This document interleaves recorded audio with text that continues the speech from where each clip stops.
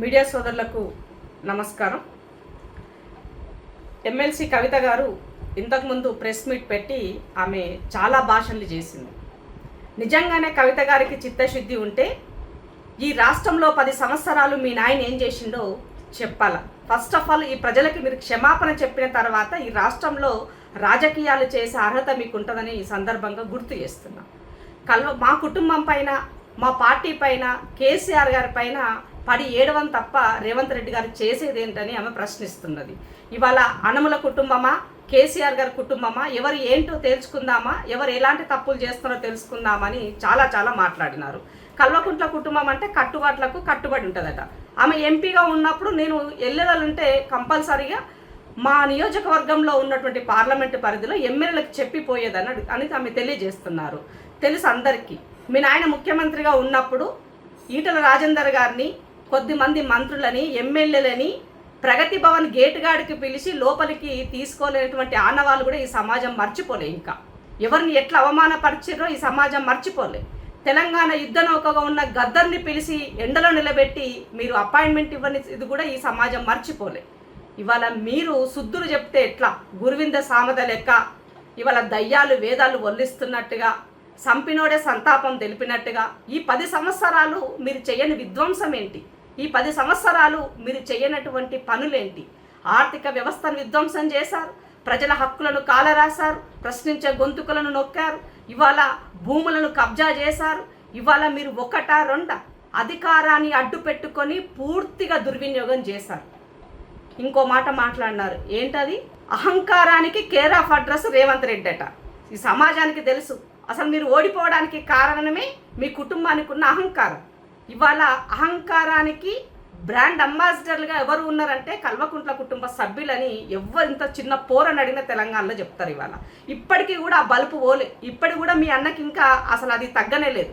నీకైనా, మీ అన్నకైనా, మీ బావకైనా, మీ నాయనకైనా నిజంగానే మీరు అహంకారం వదులుకుంటే ఇవాళ తెలంగాణ ప్రజల మధ్యలో తిరిగి ఉండేవాళ్ళు. మీ నాయన ఇప్పటిదాకా ఫామ్ హౌస్కి రాకుండా ఫామ్ హౌస్లోనే ఉన్నాడంటే కారణం ఆ అహంకారమే. నేనేంది రేవంత్ రెడ్డి ముందు పోయి మాట్లాడేదేంది, నేనా రేవంత్ రెడ్డికి చెప్పేది సమాధానం అనే విధంగా నీ అహంకారంతోనే ఇవాళ ఈ తెలంగాణ సమాజానికి గతంలో నష్టం చేశారు, ఇప్పుడు కూడా ఇంకా నష్టం చేస్తూనే ఉన్నారు. ఇక మూడో అంశం, ఎస్ఎల్బీసీకి సంబంధించి అక్కడ జరిగినటువంటి ఇష్యూని కూడా మీరు దాన్ని రాజకీయ కోణంలో వాడుకునే పబ్బం గడుపుకునేటువంటి పని చేస్తున్నారు. మీకు సిగ్గు అనిపిస్తలేదని అడుగుతున్నాను నేను. ఎస్ఎల్బీసీ జరిగినటువంటి విషయాన్ని ఆనాడు పవర్ పాయింట్ ప్రజెంటేషన్లో ఉత్తమ్ కుమార్ రెడ్డి గారు మంత్రిగా, ఇప్పుడు మీ పార్టీలో ఉన్నటువంటి మా సోదరులు దాసో శ్రవణన్న చేసినటువంటి ఆనాడు మేమందరం కలిసి చేసినటువంటి పవర్ పాయింట్ ప్రజెంటేషన్లో ఎస్ఎల్బీసీకి సంబంధించి ఏం చెప్పింది? 3,890 కోట్లు మేము ఖర్చు పెట్టినాం ఎస్ఎల్బీసీకి అని చెప్పినారు. మరి 3,890 కోట్లు 3,890 కోట్లు ఖర్చు పెడితే మరి ఎందుకు పూర్తి కాలేదు?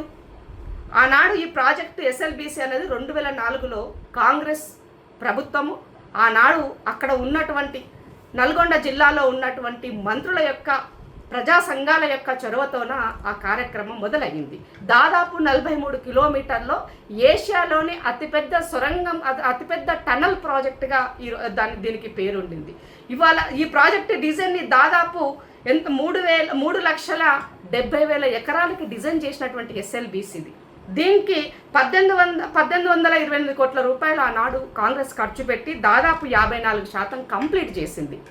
సో ఇలాంటి ప్రాజెక్టుని మీరు వచ్చిన తర్వాత పూర్తిగా ఆ రోజు జరిగినటువంటి దాంట్లో ఈ టన్నలు బోరింగ్ మిషన్గా అయిపోయింది అని చెప్పేసి దీనిని ఏం చేస్తున్నారు? శ్రీశైలం నక్కలగండి మరియు నక్కలగండి నుంచి పెండిపాకల ప్రపంచంలో అతిపెద్ద సొరంగ నిర్మాణంగా ఉన్నటువంటి దీనిని టీబీఎం టెక్నాలజీ వాడి దీనిని జేపీ ఇంజనీరింగ్ సంస్థ చేపట్టింది. ఈ ప్రాజెక్టుకి ఒక రోజుకి 500 మీటర్ల వరకు తవ్వాలి అని చెప్పేసి ఆ రోజు దీనికి ప్రతిపాదనలు ఉంటే అక్కడ 100 నుంచి 150 మీటర్ల కన్నా ఎక్కువగా తవ్వకం జరగలేదు కాబట్టి ప్రాజెక్ట్ అన్నది లేట్ అయ్యింది. అటవీ శాఖ కనీసం మిషన్ చడిసప్పుడు కావద్దు, కనీసం డ్రింకింగ్ వాటర్ కోసం కూడా ఎలాంటి బోర్ కూడా వేసుకోవద్దని చెప్పేసి ఆనాడు అటవీ శాఖ నిబంధనలు ఉన్నాయి కాబట్టి ప్రాజెక్టు లేట్ అయ్యింది. తర్వాత మీరు అంటే ఆ రోజు ఉమ్మడి ఆంధ్రప్రదేశ్లో ఉన్నప్పుడే కర్నూలు వరదలు వచ్చినప్పుడు శ్రీశైలం జలాలు టన్నల్లోకి రావడంతో 200 కోట్ల రూపాయల నష్టం జరిగింది ఆ మిషన్లు చెడిపోవడం ద్వారా.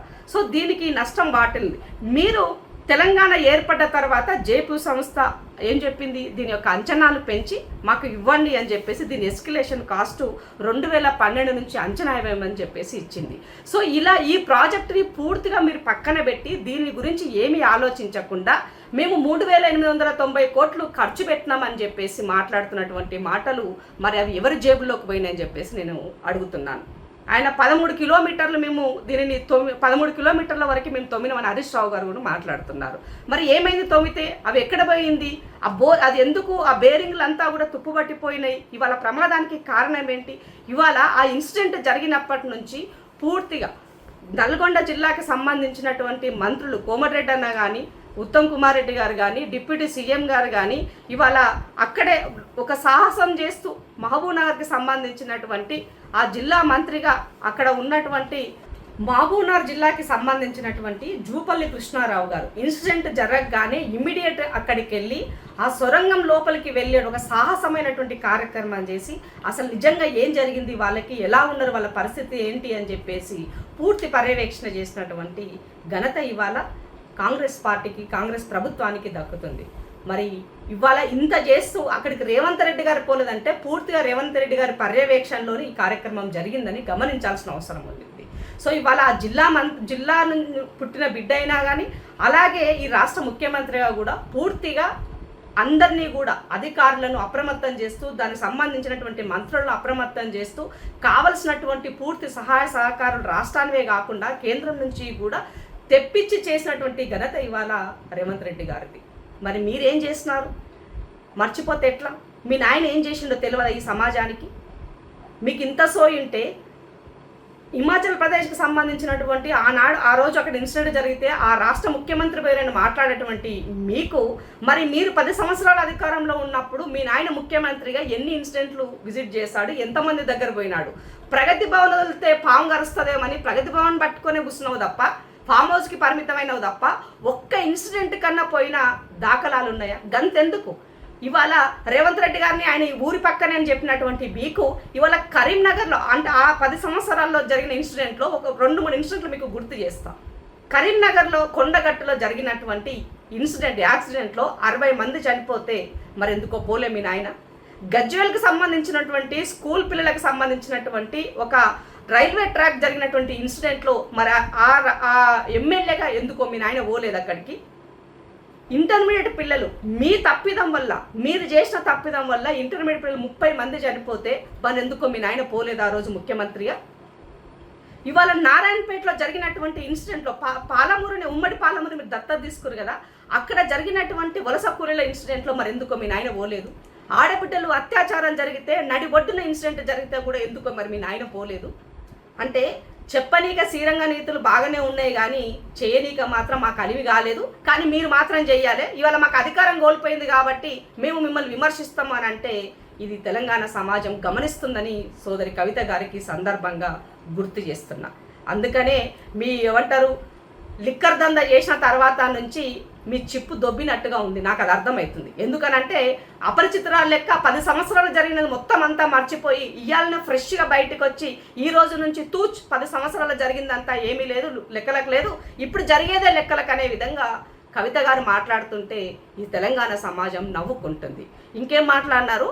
యూపీ, మధ్యప్రదేశ్, ఉత్తరాఖండ్కి సంబంధించినటువంటి వాళ్ళు ఇక్కడ వచ్చి పనిచేస్తున్నారు కాబట్టి వాళ్ళు బతకనీకి వచ్చిన వాళ్ళు ఆ టన్నల్లో వాళ్ళు ఉన్నారు, మన రాష్ట్ర పరువు ఏం కావాలి ముఖ్యమంత్రి ఇవ్వకపోతే అని మాట్లాడుతున్నారు. కరెక్ట్ పరువు గురించి నువ్వే మాట్లాడాలి. ఎందుకంటే తెలంగాణ రాష్ట్ర పరువును, ఆడబిడ్డల దేశంలో ఉన్నటువంటి మహిళల యొక్క ఆత్మగౌరవాన్ని నువ్వు ఏ దంద ద్వారా ఎట్లా తగలబెట్టినావో ఈ సమాజానికి తెలుసు. కాబట్టి మీరు మాట్లాడితే సిగ్గు అనిపిస్తుంది మాకి, మీలాంటి వాళ్ళు పరువుల గురించి మాట్లాడితే. కాబట్టి సోదరి కవిత గారు, మీరు రాజకీయ కోణంలో మీ అన్నకు మీ బావకు ధీటుగా నువ్వు యొక్క నాయకత్వాన్ని పెంచుకోవడం కోసము లీడర్షిప్ వాక్యంలో మీరు పోటీ పడుతున్నట్టుగా కనబడుతుంది తప్ప వాస్తవాలు మాట్లాడినట్టు కనిపిస్తలేదు. ఈ తెలంగాణ సమాజంలో ఈ ప్రజాపాలన వచ్చిన తర్వాత రేవంత్ రెడ్డి గారు 14 నెలల్లో 24 గంటల్లో 18 గంటలు పనిచేస్తున్నటువంటి ముఖ్యమంత్రి ఎవరైనా ఉన్నారు అని అంటే ఆయన మాత్రమే ఉన్నారు. సో పూర్తిగా రివ్యూలు చేస్తూ కేంద్రాన్ని ఎప్పటికప్పుడు కేంద్రం వాళ్ళను మంత్రులను కలుస్తూ ప్రధానమంత్రిని కలుస్తూ ఈ రాష్ట్రానికి రావాల్సినటువంటి నిధుల పట్ల ఎప్పటికప్పుడు స్పందిస్తూ మాట్లాడుతున్నటువంటి వ్యక్తి ఇవాళ ఈ రాష్ట్ర ముఖ్యమంత్రి అని మీకు గుర్తు చేస్తున్నా. మీరు ఆయన ఎప్పుడు ఢిల్లీ పోయినా కూడా మోదీ దండం పెట్టినా పొర్లు దండాలు పెట్టినా మీరు ఏం చేసినా మీ స్వార్థం కోసమే, మీ ప్రాజెక్టుల కోసమే, మీ కేసుల కోసమే మీరు లాలూచిపడి ఈ రాష్ట్రాన్ని సర్వనాశనం చేసి 7 లక్షల కోట్ల అప్పు చేశారు తప్ప ఈ రాష్ట్రానికి మీరు చేసినటువంటిది ఏమీ లేదు. ఈ పార్టీ అధికారంలోకి వచ్చినాక 4 ప్రాజెక్టులు కొట్టుకుపోయినాయి. సుంకిశాల పెద్దవాగు నుంచి మరి మాట్లాడింది ఆవిడ గారు. సో కవిత గారికి ఏమడదలుచుకున్నంటే కాళేశ్వరం ప్రాజెక్ట్ అనేది మీరు అధికారంలో ఉన్న నాడే కుంగింది. దానికి ఎవరు కారణం? మీరు కాదా? ఇవాళ సుంకిశాలకి దాని ప్రమాదం జరగడానికి కారణం మీరు కాదా? ఎస్ఎల్బీసీ ఇవాళ టర్న జరగడానికి కారణం ఇది కాదా? 10 సంవత్సరాలు నువ్వు అధికారంలో ఉండి నువ్వు చేయాల్సిన పని చేయకుండా నీ తప్పిదం వల్ల నష్టం జరిగితే అది కాంగ్రెస్ పార్టీకి అంటగట్టడం ఎంతవరకు సబబు? ఇక పైనుంచి సుంకిశాలకు సంబంధించి ఒక యాక్టివిస్ట్ ఆర్టీఐ అడిగితే ఇది దేశ భద్రతకు సంబంధించినటువంటి అంశము, మేము మీకు ఇవ్వలేమని చెప్పేసి ఆమె ఎటకారంగా మాట్లాడిన అంశం. ఇక ఆర్టీఐ గురించి బీఆర్ఎస్ పార్టీ మాట్లాడే నైతిక హక్కు లేదు. ఎందుకంటే గతంలో నేను 10 సంవత్సరాలు ఆర్టీఐ యాక్టివిస్ట్గా నేను ఎన్నో అంశాల పట్ల మిమ్మల్ని అడిగిన. ఎన్నడైనా మీరు ఇచ్చినారా ఒక్కదానికైనా? ప్రతి విషయాన్ని మా పరిధిలో లేదు, ఇది మేము ఇవ్వలేము, ఇది భద్రత దృష్ట్యా మేము ఇవ్వలేమని మీరు చెప్పిచ్చినారు. రమ్మంటే ఎక్కడికి రావాలో పోనీ అమరవీరుల దగ్గరికి రా, నేను వస్తా. 10 సంవత్సరాలు నేను రాసిన ఆర్టీఐలో మీ ప్రభుత్వం మీరు అధికారంలో 10 సంవత్సరంలో ఎన్నిటికి మీరు సమాధానం ఇచ్చినారని చెప్పడానికి. ఇవాళ దానికి చిన్న ఒక ఎగ్జాంపుల్ ఇస్తాను మీకు. మల్లన్న సాగరు ముప్పు బాధితుల సందర్భంలో మీ నాయన వెళ్ళి హైకోర్టు జడ్జిని కలిసిన రోజు నేను ఆర్టీఐ ఆ రోజు అడిగాను. సో మీరు కలిసినటువంటి మినిట్స్ అసలు ఎజెండా ఏంటి అని అడిగినప్పుడు మీరు ఇచ్చినటువంటి ఇది ఆర్టీఐ కాపీ నా దగ్గర ఉన్నటువంటి ఇది ఏంటి, కొన్ని విషయాల దృష్ట్యా మేము సమాధానము ఇవ్వలేమని చెప్పేసి 3 నెలల తర్వాత తిరిగి నేను ఎప్పుడుది ఆగస్టు 2019 ఆగస్టు 2వ తారీఖు నాడు మీరు నాకు రిప్లై ఇచ్చారు. నేను వేసింది ఎప్పుడు నేను జూలైలో వేసాను. 2 నెలలు తిరిగిన తర్వాత మీరు నాకు ఇది ఇచ్చినారు. సో దీంట్లో ఏముంది? ఏమీ లేదు, మేము ఇవ్వలేమన్నది ఒక దానికి మీరు ఇచ్చినటువంటి సమాధానం. ఇవాళ మీ యొక్క అంటే దాదాపు ఏమంటారు, చీఫ్ జస్టిస్ ఎప్పుడు 14, 17 ఏప్రిల్ అండ్ 4th మే 2019లో కలిసినారు. వీటికి సంబంధించినటువంటివి ఏంటివని చెప్పేసి మేము అడిగినప్పుడు దీనికి మీరు ఇచ్చినటువంటి సమాధానం ఇది. సో గురువింద సామెత లెక్క మీరు అన్ని సక్కపూస లెక్క పనిచేసిన, శుద్ధపూస లెక్క పనిచేసినామని, సత్తారిచంద్ర బిడ్డలకు అంబాసిడర్లమని, మేము బాగా చేసినామని, రేవంత్ రెడ్డి వచ్చినాక ఇవేం చేస్తలేడని చెప్తే మీకు సిగ్గు అనిపిస్తలేదని అడుగుతున్నాను కవిత గారికి. ఇదే కాదండి, ఇవాళ ప్రగతి భవన్కి సంబంధించినటువంటి దానికి ఎంత ఎక్స్పెన్సివ్ చేశారు అవడితో కూడా మీరు ఇవ్వలే. ఆ రోజు భూములకు సంబంధించినటువంటి ఈడీ పరిధిలో ఉన్నటువంటి భూములను కూడా మీరు వేలం వేస్తే అలాంటి భూములకు సంబంధించినట్టు వివరాలు అడిగితే కూడా మీరు ఇవ్వలే. మీరు ఏ పని సరిగ్గా చేసిరని ఈ రాష్ట్రాన్ని పూర్తిగా దాచుకొనిలో ఉన్నటువంటి బిజీ ప్రజా సమస్యల పట్ల, అభివృద్ధి పట్ల, సంక్షేమం పట్ల మీకు ఎక్కడిది చిత్తశుద్ధి? మరి ఇవాళ రేవంత్ రెడ్డి గారు అక్కడికి వెళ్ళి నరేంద్ర మోదీ గారు అపాయింట్మెంట్ ఇస్తే ఆయన ఇచ్చినటువంటి అపాయింట్మెంట్ ప్రకారంగా వెళ్ళి మాట్లాడితే ఇవాళ మీరు మోదీతోన ఏం చేసుకొని వచ్చినారో మీ ఇద్దరి మధ్య దోస్తాను ఈ సమాజానికి అర్థమైపోతుందని మాట్లాడుతున్నారు. ఏం దోస్తాని? చీకటి ఒప్పంద దోస్తాని మీది. కాబట్టే కదా నిర్మలా సీతారామన్ ఆమె పార్లమెంట్లో మాట్లాడుతున్నటువంటి సందర్భంలో ఏ రాష్ట్రాన్ని 10 సంవత్సరాలలో అప్పుల పాలు చేసింది మీ నాయన అయితే ఒక్క మాట కూడా మీ నాయన గురించి మాట్లాడాలి. మాజీ ముఖ్యమంత్రిగా కేసీఆర్ గారు చేసిన అప్పుల వల్ల ఈ రాష్ట్రం ఇట్లా అయ్యిందని చెప్పి ఆమె ఒక మాట చెప్పకుండా, అది ఏ ప్రభుత్వం ఉంటే ఏంటి, తెలంగాణ రాష్ట్రం మాత్రం అప్పుల పాలైందని చెప్పేసి ఆమె మాట్లాడి చెప్పిన దాన్ని బట్టి అర్థమైపోతుంది మీ ఇద్దరి మధ్య దోస్తాన్ని ఎంత స్ట్రాంగ్గా ఉంది అన్నది. ఇవాళ జరిగే ఎమ్మెల్సీ ఎన్నికల్లో కూడా మీరు క్యాండిడేట్ను పెట్టకపోవడం బట్టి కూడా ఎవరికి మేలు చేస్తున్నారో కూడా ఈ సమాజానికి అర్థమైపోయింది. ఇంకెందుకు నిన్న జరిగినటువంటి స్టాండింగ్ కమిటీ, జిహెచ్ఎంసీకి సంబంధించినటువంటి స్టాండింగ్ కమిటీ ఎన్నికల్లో ఇవాళ మీకు క్యాండిడేట్ని నిలుపుకోకపోవడం బట్టి కూడా అర్థమైపోయింది కదా మీ దోస్తాన్ని ఎట్లా జరుగుతుంది, ఏమవుతుంది, ఎటువైపు వెళ్తుంది అన్న దానికి. కాబట్టి రాజకీయాల గురించి మాట్లాడేటప్పుడు ఒక అవగాహనతోటి మాట్లాడితే బాగుంటుందని కవిత గారికి ఈ సందర్భంగా గుర్తు చేస్తూ ఇంకొక విషయాన్ని మనకు చెప్పాల్సిన అవసరం ఉంది. ఏంటి అని అంటే కాంగ్రెస్ పార్టీని ఆమె ఐరన్ లెగ్ పార్టీ అన్నది. ఐరన్ లెగ్ పార్టీ ఎట్లో చెప్పాలి? ఐరన్ లెగ్ ఎవరు? మీరు ఐరన్ లెగ్ ఇవ్వాలా. ఈ రాష్ట్రంలో, తెలంగాణ రాష్ట్రంలో కవిత గారు ఐరన్ లెగ్ మహిళ. ఎందుకు ఐరన్ లెగ్గు? నీవు లిక్కర్ దందా పెట్టినాక మీ నాయన పదవి ఊడింది, మీ నాయన ఫామ్ హౌస్కి పరిమితం అయినాడు. నువ్వు లిక్కర్ దందా చేయబట్టి ఢిల్లీలో కేజ్రీవాల్ గారు ఆయన ఇంటికి పరిమితం అయినాడు. నీ వల్ల 2 రాష్ట్రాలలో 2 ప్రభుత్వాలు కుప్పగొచ్చి రెండు పార్టీలను, ప్రభుత్వాలు కూలే కాకుండా పార్టీలు కూడా తూడ్చుకుపట్టేగా ఐరన్ లెగ్ మహిళగా నువ్వు తయారైనవని ఈ సందర్భంగా చెప్పాల్సిన అవసరం ఏర్పడింది. కాబట్టి మన దగ్గర మైక్ దొరికింది కదా, మనం ఏదైనా చెప్తే ఈ సమాజం నమ్ముతుందని, దానికి పైగా తెలంగాణ సమాజానికి నేను హెచ్చరిస్తున్నా అని చెప్పేసి ఆమె ఒక మాట చెప్తున్నారు. ఏమని? మళ్ళీ తెలంగాణ సెంటిమెంటును రగలుస్తూ ఉద్యమ సమయంలో సమైక్యాంధ్రులు మన ఎట్లా మోసం చేసినారో తెలుసు కదా, మళ్ళా అలాంటి దొంగలు రాబోతున్నారు, వాళ్ళు చేస్తున్నారు అని చెప్పి ఇవాళ ఆంధ్రజ్యోతికి సంబంధించినటువంటి ఒక హెడ్లైన్స్ని చూపించారు. మిస్టరీగా మరణాలు అని అన్నది. ఏం మాట్లాడినారు రేవంత్ రెడ్డి గారు? జరిగిన వాస్తవాలు చెప్పినారు. ఇవాళ మన భూపాలపల్లిలో చనిపోయినటువంటి సోదరులు ఒక యాక్టివిస్ట్గా ఉన్నటువంటి తన భార్య ఏం చెప్పింది? కత్తులతో పొడిచి చంపినటువంటి వ్యక్తులు బీఆర్ఎస్ పార్టీకి సంబంధించినటువంటి వాళ్ళ హస్తం ఉన్నది, పెద్ద నాయకుల హస్తం ఉన్నది తన భార్యనే చెప్పింది కదా. అదే రేవంత్ రెడ్డి గారు చెప్పినారు, ఎవరైనా కంప్లైంట్ ఇస్తే తప్పకుండా మేము అది చేస్తామని చెప్పారు. సో ఇవాళ ఒక హైకోర్టు జడ్జి సో అది అవుతున్న సందర్భంలో తను చనిపోయినటువంటి విషయాన్ని కూడా ప్రస్తావించారు. వీటితో పాటుగా నిన్న ఇన్సిడెంట్లో అంటే ఆ రోజు ఏ డ్రగ్ విషయంలో మీ అన్న డ్రగ్స్కి కేర్ ఆఫ్ అడ్రస్గా ఉన్నారు కదా, బ్రాండ్ అంబాసిడర్గా.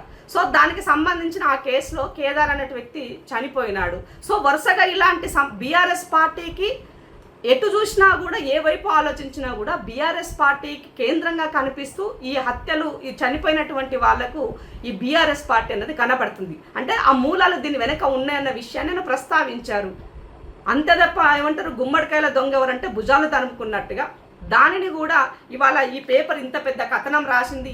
మరి ఈ పేపర్ ఎవరిదో తెలుసు కదా, ఆ పక్క రాష్ట్రంలో ఎవరున్నారు, ఈ రాష్ట్రంలో ఎవరున్నారు, కేంద్రంలో ఎవరున్నారు. సో వీళ్ళందరూ కలిసి బీఆర్ఎస్ పార్టీ పైన, కేసీఆర్ గారి పైన కుట్రలు వంతునంటే కేసీఆర్ సచ్చినపాము కుట్రలు వనాల్సిన అవసరం ఏముందండి? ఇది సమాజానికి తెలియదా? మీరు చేసిన మోసాలు, మీ అహంకారానికి ప్రజలు మిమ్మల్ని ఇవాళ ఫామ్ హౌస్కి పరిమితం చేశారు. పదే తెలంగాణ సెంటిమెంట్ రెచ్చగొట్టడం కోసం ప్రజలకి నేను ప్రాధేయపడుతున్నా, అప్రమత్తం చేస్తున్నా. తెలంగాణ సమాజం ఆలోచించండి అని అంటే తెలంగాణ సమాజం ఆలోచించే మీకు కర్రగాల్చి వాత పెట్టినారు. రేవంత్ రెడ్డి గారి సర్కార్కి ప్రజలు అధికారం కట్టబెట్టారు. రేవంత్ రెడ్డి సర్కారు పూర్తిగా ప్రజలకు ఇచ్చిన హామీ కోసము అహర్నిశలు పని చేస్తున్నారు. ఇచ్చిన హామీలు నెరవేరుస్తాము, ఈ ప్రజలకి జవాబుదారీతరంగా ఉంటాం తప్ప మీ యొక్క చౌకబారు మాటలకు, మీరు చేసే స్టేట్మెంట్లకు ఇవాళ మా ముఖ్యమంత్రి గారు జవాబుదారీతనంగా ఉండాల్సినటువంటి అవసరం లేదు. మాలాంటి వాళ్ళం సమాధానం చెప్తాం సరిపోతుందని నేను అనుకుంటున్నా. అందుకనే మరొకసారి సోదరి కవితమ్మ, లిక్కర్ దంద నుంచి బయటకు వచ్చి నీ మైండ్ దొబ్బినట్టుగా కనబడుతుందని చెప్పాల్సిన అవసరం ఉంది. Thank you.